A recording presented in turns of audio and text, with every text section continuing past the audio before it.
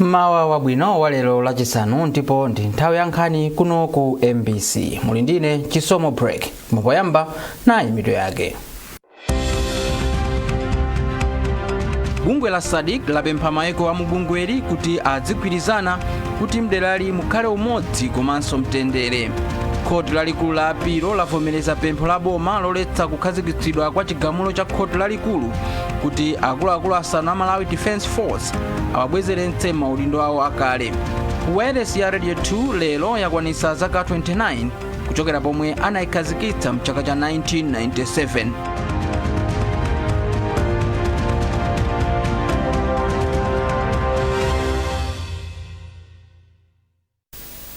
Tiyambe nkhanizi mmawa uno ndi nkhani yathu yayikulu yomwe ikuti bungwe la SADC lapempha maiko a mbungweli kuti adzigwirizana kuti mtendere mukhale umodzi komanso mtendere m'maikowa. Wapampando wa komiti ya nduna yona zachitetezo a George Chaponda apereka pempholi pomwe amatsegulira msonkhano wa komiti m'boma la Salima. Austin Fukula ali ndi zambiri mu ripoti ili. Achaponda omwenso ndi nduna yona za ubale wa dziko lino ndi maiko ena ati ngakhale chigawo cha SADC chakhala chikuchita bwino polimbikitsa mtendere, nkofunika maikowa akhale odalirana kuti anthu mderali akhale otetezeka.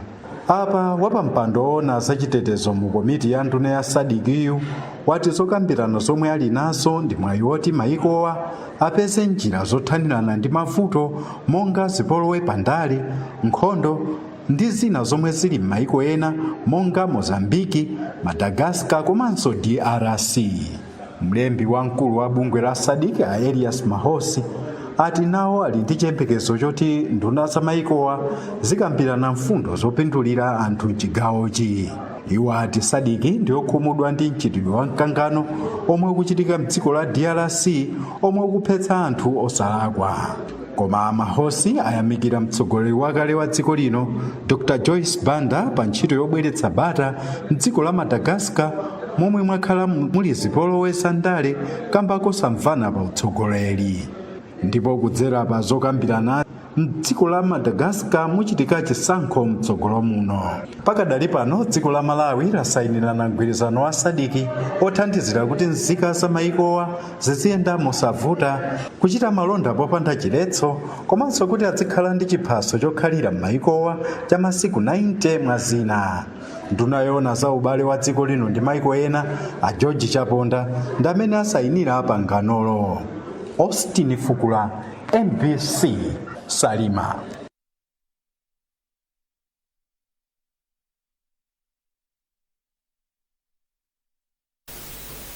Bungwe la European Union lati lavomereza thandizo la ndalama zokwana 143 million euros zopita ku dziko la Malawi kuti zithandizire ntchito zosiyanasiyana za chitukuko.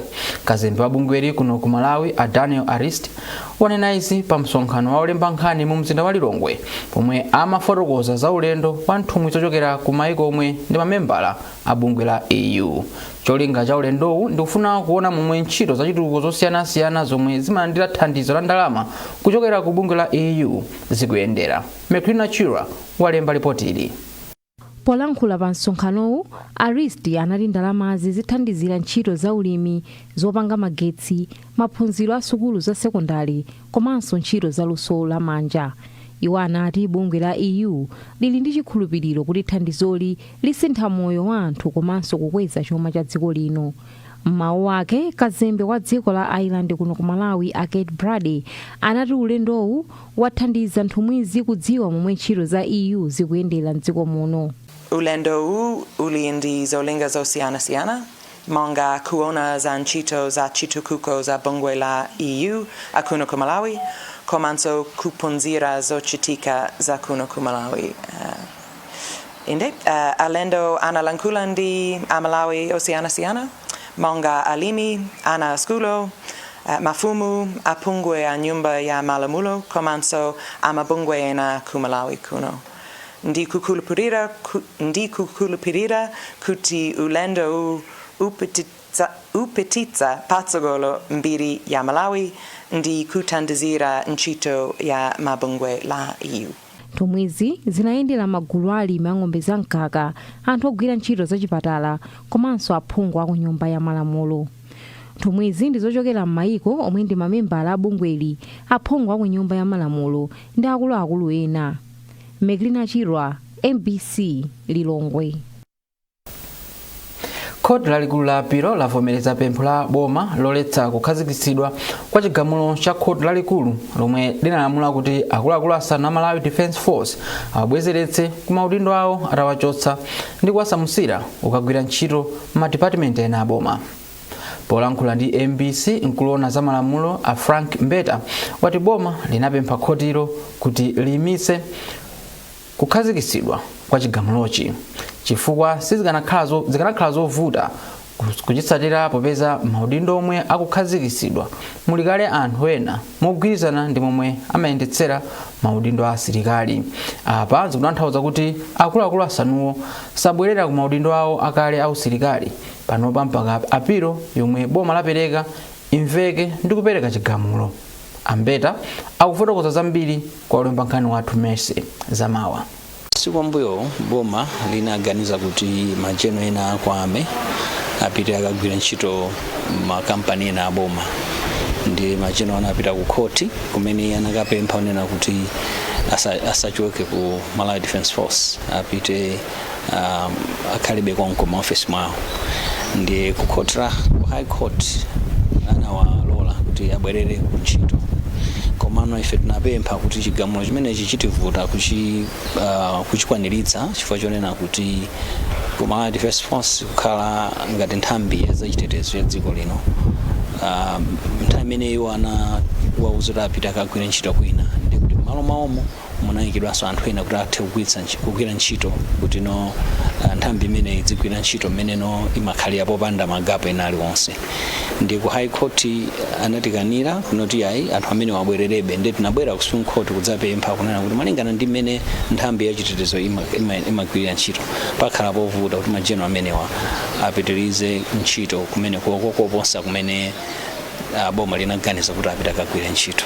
Ndiye Supreme Court of Appeal majaji 9 avomera chigamulo chimenechi kunena kuti majeno akhale kaye akuyembekezera mpaka na pamene apilo idzamalizidwe. Bungwe la Makra lalimbikitsa zokambirana pa malamulo oyendetsera chitetezo cha mauthenga ndi cholinga chofuna kumva maganizo a anthu omwe ndokhudzidwa asanamalize kupanga mtengo okhazikika omwe anthuwa akuyenera kumalipira akafuna kulembetsa ku bungweli. Mkulu za chitetezo cha data ku Makra a David Chioni wati ndalama zolembetserazi akufuna zithandizira kuyang'anira bwino malamulo okhudza chitetezo cha mauthenga. Zambiri mulipotiri lomwe walemba ndi Glory Chinyanga. Lamulo la dziko la Malawi loteteza mauthenga la mchaka cha 2024 lomwe linayamba kugwira ntchito pa 3 Juni chaka chatha linakhazikitsidwa kuti liteteze zinsinsi za nzika komanso kuonetsetsa kuti mabungwe akutolera, kusunga ndi kugwiritsa ntchito moyenera zinsinsi za nzika za dziko lino. Bungwe la Malawi Communications Regulatory Authority Makra lomwe linasankhidwa kukhala bungwe loteteza mauthengawa lakhala likuchita misonkhano yodziwitsa anthu, kulimbikitsa mabungwe aboma komanso omwe si aboma za malamulowa. Ndipo poyankhula pa msonkhano ku Lilongwe, Achioni anafotokoza kuti ndalama zomwe zikuperekedwa kuyambira 50,000 kwacha kwa bizinesi ang'onoang'ono mpaka 7 miliyoni kwacha kwa bizinesi akuluakulu zapangidwa kuti zithandizire kuyang'anira bwino ndi kukhazikitsa malamulo oteteza data. Apapa tikuyang'ana ma organizations onse omwe amagwiritsa ntchito personal data ya Malawi, ndiye the minimum fee ndi 50,000 pachaka. Tikuyang'ana makampani mabungwe ang'ono timati SMEs, small and medium enterprises. Kenako the maximum ndi 7 million. Tikuyang'ana makampani ndi ma organizations akuluakulu ngati mabanki, ma insurance companies. Mmodzi mwa omwe anatenga nawo gawo pa msonkhanowu Akoleta Kayila kuchokera ku United General Insurance anaonetsa kufunika kuteteza mauthenga maka a bizinesi omwe amagwira ntchito zachisisi za anthu. Iwo amafunanso kumvetsetsa momwe ndalama zomwe zikuperekedwazo zingagwiritsidwire ntchito m'magulu osiyanasiyana a bizinezi. Chimene ineyo ndili nacho chidwi kuti mina ndifusisise kuti ndimvesese ndi mmene fee structure yawo kuti pali ngati gap yaikulu from one level to the other level, pali ngati gap chachikulu. Ndiye tufuna timvesese pamenepopo kuti maybe pali zifukwa zina zimene zoti timvesesere, but otherwise I think zili bwinobwino. Kukambirana kumeneku ndi gawo limodzi la njira zina zomwe makla ikuchita pofuna kulimbikitsa lamulo loteteza mauthenga lomwe linakhazikitsidwa mchaka cha 2024. Boma lati lapereka ndalama ku kampani ya Motor Angel kuti imalize ntchito yomanga doko pa chilumba chalikoma yomwe inayima kuchokera mchaka cha 2024. Unduna wa zamtengatenga ndi ntchito wati posachedwapa kampani yomwe imamanga dokoli ibwereranso pamalowa ndi kuyamba ntchito yomalizitsa dokoli. Pakadali pano anthu okhala pa chilumbachi ati zomwe lachita boma zapereka chiyembekezo kwa omwe amadalira ulendo wa pamadzi. George Mkandawire wafika ndi ripoti. Ntchito yomanga dokoli inayamba mchaka cha 2018 ndipo inkayembekezeka kutha mchaka cha 2021. Zinthu pamalowa zakhala zikuyimayima ndipo posachedwapa ntchito zomangamanga zinayimanso mchaka cha 2024 mpaka pano zomwe zakhala zikupereka nkhawa kwa anthu kuti malowa adzatha liti. Pano unduna wa zamtengatenga pansi pa boma latsopano alengeza kuti boma lapereka ndalama komwe akumanga dokoli a Motor Angel kuti amalize ntchitoyi. Malinga ndi undunawu ali ndi chiyembekezo kuti kontrakitalayu apita msanga pamalo a ntchitowa. Polankhula ndi anthu, phungu wa nyumba malamulo wa derali yemwenso ndi wachiwiri kwa nduna za umoyo a Charles Chilambula ati ntchito yomaliza dokoli iyambiranso posachedwapa. Ntchito yake imene inasala ikulu poti stima iziyamba kuyimapo ndi ntchito iyi anatisimikiza kuti ndi ya masabata awiri. So masabata awiri atati ayiyamba ntchitoyi mwezi uno osanathe kapena kumayambiro kwa August, tikhulupirira kuti August satha tikhala kuti stima yayamba kuyima ndipo tindi chisimikizo kuti August sapita ndithu mpaka titakhala kuti tikutsikira malo olongosoka kuno kuliko. Bwana mkubwa bomali Abubakar Nkhoma wati doko latsopanoli lithandiza kuchepetsa ngozi komanso nthawi yokwerera ndi kutsika sitima makamaka ya Ilala imene imayima kutali kamba kosowa malo oyima. Ifeyo ngati office ya DC tionesesa kuti zonse zomwe angatifunse contractor kuti tithandizirepo ifeyo tigwire mwachangu kuti ntchitoyi ithamange posachedwapa kuti anthu ayambe kukwerera pa jete ya tsopano. Mmodzi mwa amalonda pa chilumbachi a Jane Phiri ati kwa zaka zambiri anthu akhala kukumana ndi mavuto pokwera ndi kutsika sitima, choncho kumaliza ntchito yomanga dokoli kuchepetsa mavutowa. Dokoli mwazina lidzathandiza kulimbikitsa maulendo apamadzi, ntchito za malonda, zokopa alendo ndi zina zambiri. George Nkandawire, MBC Likoma. Mukuonera nkhanizi kuchokera kuno ku MBC. Tiye ndionenso mito yake. Bungwe la SADC lapempha maiko a mubungweri kuti adzigwirizana kuti mderali mukhale umodzi komanso mtendere. Khoti lalikulu la apilo lavomereza pempho la boma loletsa kukhazikitsidwa kwa chigamulo cha khoti lalikulu kuti akuluakulu asanu a Malawi Defense Force awabwezeretse maudindo awo akale. Wireless ya Radio 2 lero yakwanitsa zaka 29 kuchokera pomwe anayikhazikitsa mchaka cha 1997.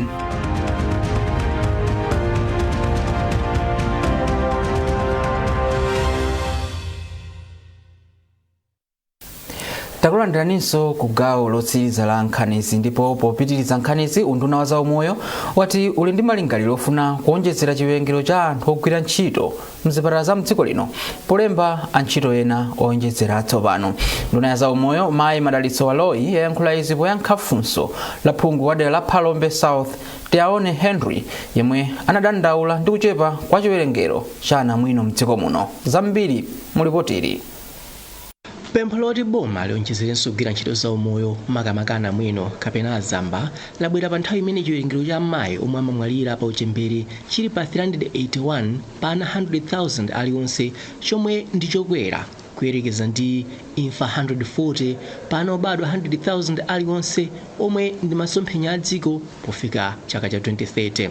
Nduna za umoyo Amateli Supaloyi yati boma lichita chothekera kuti chiwerengero cha anthu ogwira ntchito za umoyo kuphatikizapo anamwino komanso azamba chikhale chochuluka. Pakadali panopa president athu avomereza kupereka kwa maunduna angapo maweva including unduna wathu wa health komanso ukhondo kuti tithe kupanga recruit and mu plan yopanga recruit timayang'ana makada onse kuti ngati midwives kaya manesi maclinician madokotala malinga ndi kuti Amalawi akufuna upangiri osiyana kuchokera ku zipatala kuja siku maternity kokha komanso madokotala ndi ena onse ofunikira kuti alembedwe and tikhala tikupanga madongosolo amene. Ndipo phungu wa dera la Phalombe South Tiaone Henry wapempha boma kuti liyike ndondomeko zoyenera zothandizira kuti anthu omwe ali ndi ukadaulo osiyanasiyana pa ntchito za umoyo asamachoke mdziko muno kupita maiko aku Ulaya. Kwa wina aliyense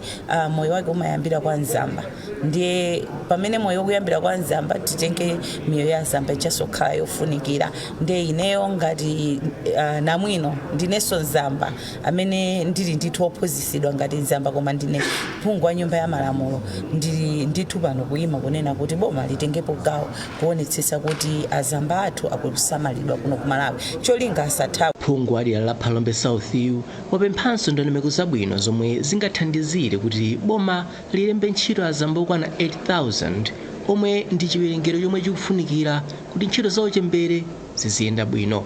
Trust Office, MBC, Lilongwe. Wireless ya Radio 2 FM lero yakwanisa zaka 29 kuchokera pomwe anayikhazikitsa mchaka cha 1997. Kwa zaka 29 Radio 2 FM yomwe ndi wireless yoyamba ya FM mdziko muno yatukula luso la mayimbidwe mdziko muno komanso nyimbo. Mwambo wokondwerera kuti Radio 2 FM yakwanisa zaka 29 uchitika lero ku nyumba yolutsira mawu a wireless kuchichiri mu mzinda wa Blantyre. Malingana ndi mkulu wofalitsa nkhani ku bungwe la MBC Achisomo Mamadi, chikondwererochi chikuonetsa kudzipereka kwa wireless popitiriza kuphunzitsa, kudziwitsa komanso kusangalatsa Malawi. Victoria Solijala anayankhula ndi Achisomo Mamadi. Zonadi ndifosangala kuti Radio 2 FM yakwanisa zaka 29 pa 17 July pano. Ndi tsiku lalikulu kwambiri mu banja la MBC. Ndifokondwa kuti 29 years takhala ndithu tikuphunzitsa Malawi, kusangalatsa Malawi, komanso kudziwitsa zinthu zosiyana-siyana. Kuyambira nthawi imene inayamba inali ndithu wireless imene akugwedeza anthu ambiri mdziko muno ipitirizabe kugwedeza. Ndiye ndifokondwa kwambiri kuti tayesetsa kusangalatsa Malawi, kuphunzitsa komanso kudziwitsa mzaka zambiri zokwana 29. Radio 2 imasiyana kwambiri ndi ma wireless ena onse. Choyamba chifukwa cha mmene machitira zinthu zathu, pa Chingerezi timati professionalism, amene amalutsa mawu athu ndi ophunzira bwino, odziwa bwino, amapangitsa kuti anthu amene akumvera aja amve kuti ayi tikumvera di wireless yeniyeni. Komanso mmene timachitira pophunzitsapo, podziwitsapo ndi zina zoterozo zimakhala zosiyanitsa kwambiri ndi ma wireless ena onse. Komanso mukakumbukira bwinobwino cholinga chathu kwenikweni timapanga target achinyamata amene amakonda masewero, amene amakonda za nyimbo timapereka nkhani ndithu zosiyana-siyana. So tikangana ndi mmene timachitiramo zimene zimatipangitsa kuti Radio 2 ikhale yosiyana ndi wireless yonse Malawi. Chifukwa timanena kuti it's the finest FM. Tikondwa kwambiri pa 17 July pena paliponse mbanja la MBC timakhala osangala chifukwa timakumbukira zimene Radio 2 yakhala ikuchita. Ndekukhala ndithu mawu amene munamvapo kale, mawu ena atsopano, achina Felix Pachani akhala pa wireless, achina Tina Chitaukali, achina Francis Kapili, achina Takondo Mfune amene anatisangalatsa kalero mukhala mukuamva. Enanso amene akugwira ntchito pano mukhala mukuamva. Komanso tikhala ndi chisangalalo ndithu pang'ono kuti tikondwe 29 years ndi zambiri. Masanawo wake wa pa 17 zakhala ndikukondwa ndithu ndi onse presenters aku Radio 2 FM. Mmawa akhale ndithu tcheru pa wireless yawo. Adindo apempha boma kuti lilimbikitse ufulu wa mayi ndi ana pamene anthu mazana akupitirira kufika mdziko muno kuchokera mdziko la South Africa pomwe akuthawa zamtopola kuti moyo wawo ubwerere mchimake. Pakadali pano boma lathandiza anthu oposa 40,000 kubwerera kuno kumudzi. Charles Chindongo walemba ripoti ili lomwe akuwerenga ndi Norbert Jameson. Agwengwe ati nyumba ya malamulo igwizana ndi ganizo Tamandani Chikuni ochokera mboma la Lilongwe akuti sakanachitira mwina koma kusiyana ndi mwamuna wake mdziko la South Africa kubwerera kumudzi kuti ateteze moyo wake komanso wa mwana wake mu dziko limene akuchitira za mtopola nzika za maiko ena. Tamvani yemwe ali ndi zaka zoposa 20 akuthokozanso boma kamba kuchita machawi kupulumutsa nzika zake ku nkhanzazi. Ngakhale Tamvani akuti ndokondwa kuti wabwerako ndi moyo, iye wapemphabe boma kuti limuthandize pamodzi ndi ena onse akubwera kuchokera ku South Africa ndi mwayi wa ngongole kuti miyoyo yawo ibwerere mchimake. Ababa ngati wanthu ngati ifeyo ife zoti ngati tinavomerezo yoka kuno kupita ku South Africa sinzoti tinali ndizovuta tinoona kuti moyo wathu sumayenda bwino. Mwina boma litithandiza ndi ndalama ina yake yoti mwina tiyambire business ka lingotipatsa ndalama zikayika ya ngongole kuti tizibweze pang'ono kusananso kuti tizingokhala ndi kuti tikozanso yamba somakhalidwe osakhala bwino kutengera kuti tiziganizira somoyo umene timakhala ku South Africa kuti timathawa nkhondo umene ujarabwera kunonso palibe chimene chikuchitika ndi bora sitidakakhala komwe kuja as long as titakhala zoti tili ndi china chake kuno kunde kuti tikhala bwinobwino tikaganizidwa kathuso kakhala kabwino. Caleb Ng'ombo ni mkulu wa bungwe la People Saving Girls at Risk ndipo nayenso akuthirirapo ndemanga. Nkhawa yathu kwambiri ndionena kuti kubweretsa anthu kokhasi kokwanira. Boma likwena likhale ndi ndondomeko zabwino zothandiza mmene anthu amenewa angakhazikikire bwinobwino mwadongosolo m'madera mwawo makamaka kwa azimayi ndi wana. Anthu ambiri ndoti mmene akubweramu avutitsidwa mwina munjira zambirimbiri, ena ndoti anachita kuzembetsedwa, ena ndionena kuti akhala pa chiopsezo chija choti mwina ena kutheka anagwiriridwako, ena anagonedwako mokakamizidwa, anawo ande kuti masukulu awo atanasokonekera. Sono pamene tikupempha boma kwambiri kunena kuti likhazike ndondomeko zabwino zoonetsetsa kunena kuti anthu amenewa akukhazikika bwinobwino. Poyankhula kumayambiriro, mlembi wamkulu wa Malawi Red Cross Society Chifundo Master Kalulu anauza MBC kuti bungwe lake layika padera 700 million kwacha kuti zithandize kubwezeretsa miyoyo ya anthuwa mchimake. Ife tikunena kuti pakufunikabe kuchita zambiri, tisangwalandira ndikuwasiya kuno, tiye tialondole m'maderamu ndikuwathandizanso kuti abwerere, at least abwerere ku moyo wawo wakale. Ife ngati bungwe la Red Cross mogwirizana ndi abale athu ena ngati International Federation of the Red Cross tapeza kale ndalama zokwanira 700 million zimene tiyasatire m'maderamu kuwathandiza kuti tiapatse mwina atha kuyamba tima business ting'ono ndi zinthu zina ndi cholinga choti at least moyo asaumve kuwawa. Mlembi wamkulu wa boma a Justin Saidi atsimikiza kuti boma lathandiza anthu oposa 40,000 kubwerera kumudzi ndipo aulula kuti boma likugwira ntchito ndi adindo osiyanasiyana kuti achepetse chiwerengero cha Malawi amene akupita kukagwira ntchito m'maiko osiyanasiyana kuphatikizapo South Africa osatsatira ndondomeko. Pakadali pano maiko a mu Africa kuphatikizapo Malawi, Nigeria, Zimbabwe komanso Zambia akuchotsa nzika zawo mdziko la South Africa kutsatira za mtopola zomwe zikuchitika mdzikolo. Mu nkhani za masewero, wachiwiri kwa mphunzitsi wa timu ya Queens Peace Chawinga wati kubwera kwa mwayi kumwenda waonjezera mphamvu kuti timuyi pomwe ikukonzekera mpikisano wa Commonwealth. Kumwenda yemwe amasewera mdziko la Australia wafika mdziko la England komwe timu ya Queens ikuchitira zokonzekera zake, ndipo mayi Chawinga ati kubwera kwa mwayi kwakwaniritsa chiwerengero cha osewera onse omwe timuyi imadalira. Chawinga akufotokoza. Jose tikuziwa kuti mwayi pagolo ngamaona imene timanena kuti imene akusewerera imene muchizungu amanena kuti statistics, muona kuti ndi shooter amene pagolo samakhomo. Malawi yakhala ikufuna player amene wanthawi yayitali ndipo ndizonyaditsa kuona kuti namu yapanga china chilichonse chothekera kuti mwayi abwere. Kufika kwa mwayi kuzajoyina ndi timu iyi ndi chinthu chabwino kwambiri ndi chonyaditsa mmene mwayionera timu yathu ndi ana atisozera amasoweka nzeru zina za munthu amene timanena mchizungu kuti wa experience kuti azagawira nawo.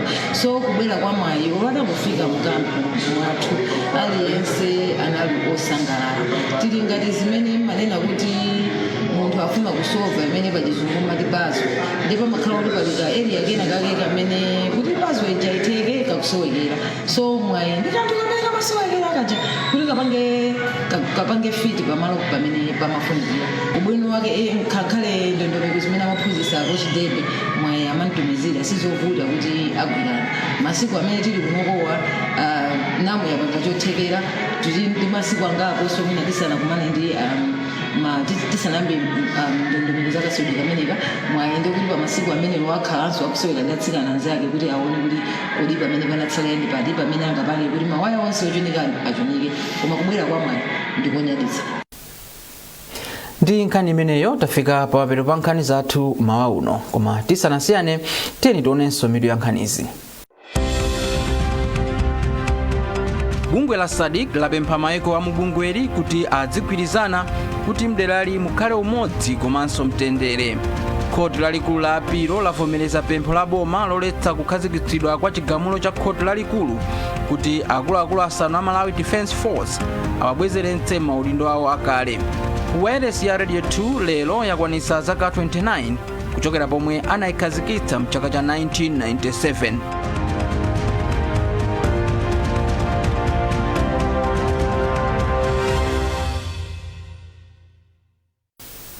Pezani nkhanizi ndi zina zambiri popita pa mbc.mw kapena mbc digital pa Facebook, Instagram komanso X. Munali ndine Chisomo Break.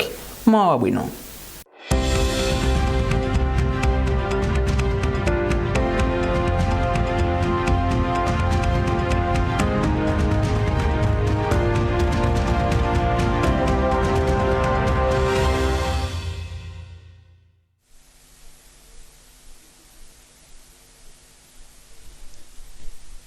Mwadzuka bwanji yafikaso nthawi chati mopasaniza nyengo mawa uno tikuyembekeza nyengo yopanda mitambo yozizira komanso yachifunga m'madera ambiri a dziko lathu.